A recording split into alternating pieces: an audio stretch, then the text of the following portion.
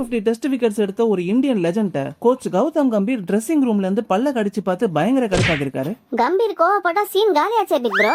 ஆமா 350 விக்கெட்ஸ் எடுத்த லெஜண்ட் தான் நம்ம ஜெட்டு தான். என்ன ஆச்சு குட்டி ப்ரோ? கலா டெஸ்ட்ல இந்தியா வின் பண்ண போற ஸ்டேஜ்ல தான் இருக்காங்க.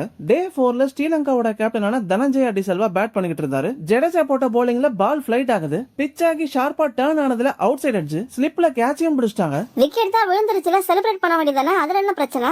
அந்த செலிப்ரேஷன் 2 செகண்ட்ஸ் கூட நீடிக்கல குட்டி ப்ரோ.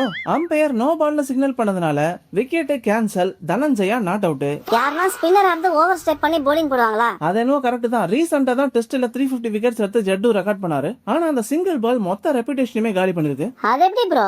எல்லாருமே மிஸ்டேக் பண்றது சகஜம் தானே. குட்டி ப்ரோ, ஒரு சின்ன ஸ்டாட் சொல்றேன் கேளு. சரி சொல்லு, வேணானா விடவா போறேன். 2021ல இருந்து டெஸ்ட் கிரிக்கெட்ல ஹையஸ்ட் நோ பால்ஸ் போட்ட ஸ்பின்னர் யாரு? ஜடேஜா தான். அப்படியா? எவ்வளவு நோ பால்ஸ் போட்டிருக்காரு? மொத்தமா 84 நோ பால்ஸ். அப்ப செகண்ட் பிளேஸ்ல யாரு? செகண்ட் பிளேஸ்ல பாகிஸ்தானோட நோமன் அலி. ஆனா அவர் வெறும் 40 நோ பால்ஸ் தான் போட்டிருக்காரு. அகலக்கால் வைக்காதீங்க ஜட்டு. கம்பீரை பொறுத்த வரைக்கும் நோ பால் போட்டாலே குபீர்னு கோவப்பட்டுருவாரு. 2023ல ஹர்ஷ்தீப் சிங் கண்டினியூஸா 3 நோ பால்ஸ் போட்டப்போ கம்பீர் வெடிச்சு தள்ளிட்டாரு. இப்ப நம்ம சீனியர் பிளேயர் இப்படி பண்ண உடனே கம்பீர் மறுபடியும் கடுப்பாயிருக்காரு. மக்களே, ஜடேஜா அதிகமா நோ பால்ஸ் போடாம இருக்க என்ன பண்ணணும்? கமெண்ட் செக்ஷன்ல தெரிவிக்க விடுங்க.